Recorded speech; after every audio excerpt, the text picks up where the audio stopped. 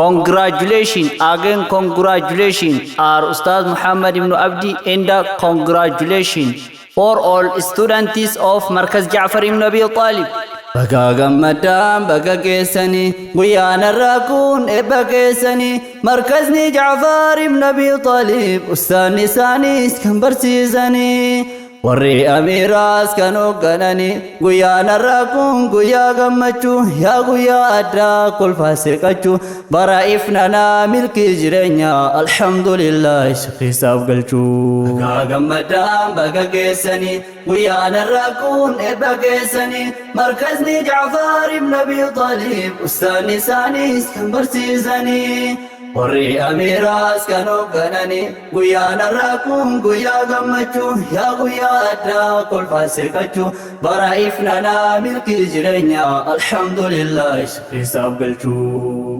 qormaata jiru hunda mudataa yeroo duuboodaa har'a geessanii dararaaf rakkoo baay'ee si'a darbaa biyyoota hambaa keessa teessanii Alami janneen di rabbii baruuf osoo rakkatan obsaan sabara madaamii keessaan isinii lola akkasumattuu hundaa sabara osoo dalagdaan jidduun barata jiru fooyyessuuf rabbiin kadhata akka milkooftaan gooftaa abdata hadhaa jirullee marsaa nyaata arrabni nafuu yaa jiru ambaa arrabni nafuu yaa biyya ambaa akkisaan godhan hedduu namni hundaa dabaraa diinii baratan guyyaa eebbaallee bagatti geettan baga gammadaan baga geessanii guyyaan irraa kun eebba geessanii markazni Ja'far ibn Abi Talib ustaanni isaaniis kan barsiisanii warri amiiraas kan hooggananii guyyaan irraa kun guyyaa gammachuu yaa guyyaa addaa kolfaa seeqachuu bara ifnanaa milkii jireenya alhamdulillah shukrisaaf galchuu baga gammadaan baga geessanii guyyaan irraa kun eebba geessanii markazni Ja'far ibn Abi Talib ustaanni isaaniis kan barsiisanii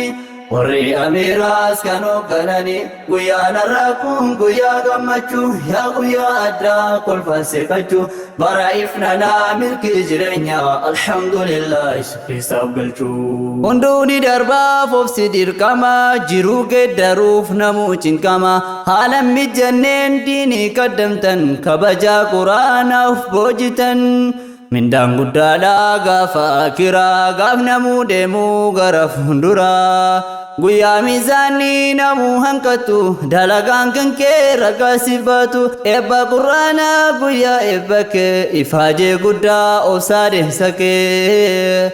osoo sinimuu quraanni rabbii qaraatee fittee jiifattee qalbii warri gammachuu seeqaa taphadhaa eebba gammachuu wajjin qoodadhaa iddoo jirtanii biyyan bakkeessa yaadaa gammachuu wal dhageessisaa baga gammadaan baga geessanii guyyaan irraa kun eebba geessanii markazni Ja'far ibn Abi Talib ustaanni isaaniis kan barsiisanii warri amiiraas kan hooggananii guyyaan irraa kun guyyaa gammachuu yaa guyyaa addaa kolfaa seeqachuu bara ifnanaa milkii jireenya alhamdulillah shukrisaaf galchuu baga gammadaan baga geessanii guyyaan irraa kun eebba geessanii markazni Ja'far ibn Abi Talib ustaanni isaaniis kan barsiisanii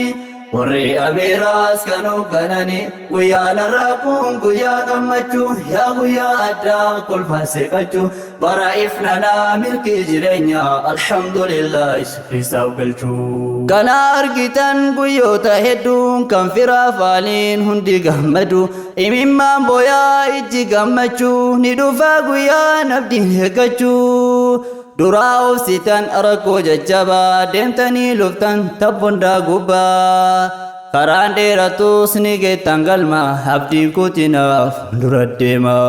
yaa eebbifamaa fi eebbifamtuu yaa kan barataa fi kan barattu eebba guddichas rabbiin siin gaha guyyaan akkanaa sirra naannaha Hindi yoomuu abdii kutatte anumaan beekuu jette tuffatte ilaalin duuba rakkoo makaraa kan madaamillee cimus dararaan gammadii gammachuu zalaalamii kan duubaan jirree rakkoo fi himamiin eebbitaa fufuu guyyaana karra yoo rabbiin jedhee eebbaa wal garra gammadii gammachuu zalaalamii kan duubaan jirree rakkoo fi himamiin eebbitaa fufuu guyyaana karra yoo rabbiin jedhee eebbaa wal garra baga gammadaan baga geessanii guyyaana irraa kun eebba keessanii markazni Jaafar ibn Abi Taalib ustaanni isaaniis kan barsiisanii warri amiiraas kan hooggananii guyyaana irraa kun guyyaa gammachuu yaa guyyaa addaa kolfaa seeqachuu bara ifnanaa milkii jireenya alhamdulillah shaqeessaaf galchuu baga gammadaan baga geessanii guyyaana irraa kun eebba keessanii markazni Jaafar ibn Abi Taalib ustaanni isaaniis kan barsiisanii warri amiiraas kan hooggananii guyyaana irraa kun guyyaa gammachuu yaa guyyaa addaa kolfaa seeqachuu bara ifnanaa milkii jireenya alhamdulillah shaqeessaaf galchuu bara ifnanaa milkii jireenya alhamdulillah shaqeessaaf galchuu bara ifnanaa milkii jireenya alhamdulillah shaqeessaaf galchuu